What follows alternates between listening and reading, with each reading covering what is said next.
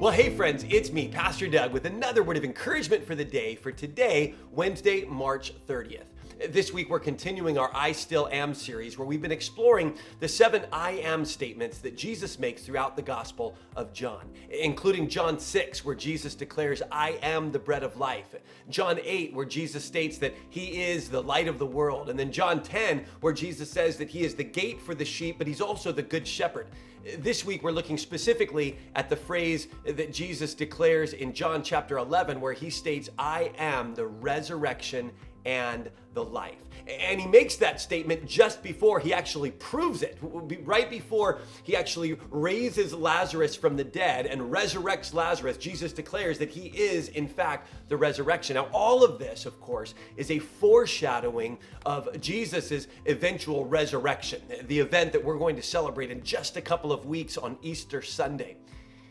But for the early church, this claim of the resurrection was a central, foundational claim of their faith. In other words, for the early church, it wasn't just that Jesus was a good teacher. It wasn't just that Jesus was a martyr who, died for his beliefs. It wasn't just that Jesus was kind and gracious and nice to everybody. It was more than that. It was not only that Jesus was all of those things, but when he was crucified, he actually had the power to raise back from the dead. And this was a central claim of the early church. In fact, so central that Paul says in the passage that I want to read this morning in 1 Corinthians chapter 15, he makes this claim. He says, this is 1 Corinthians chapter 15, verse 17, he makes the claim that if Christ has not been raised, our faith is futile and we are still in our sins.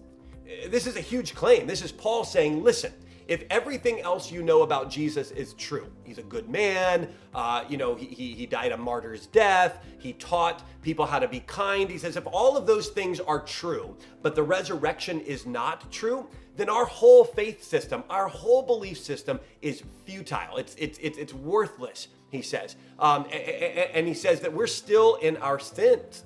That's the statement that Paul makes here in 1 Corinthians 15.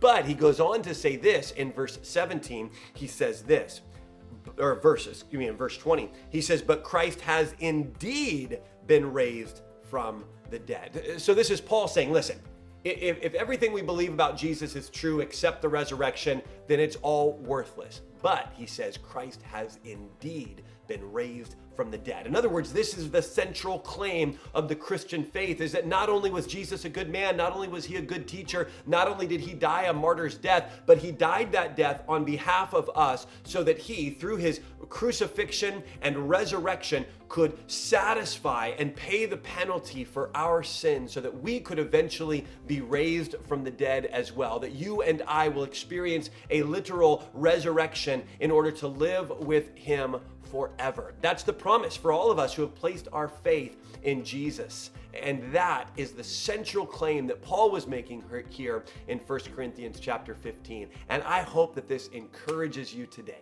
We'll see you tomorrow.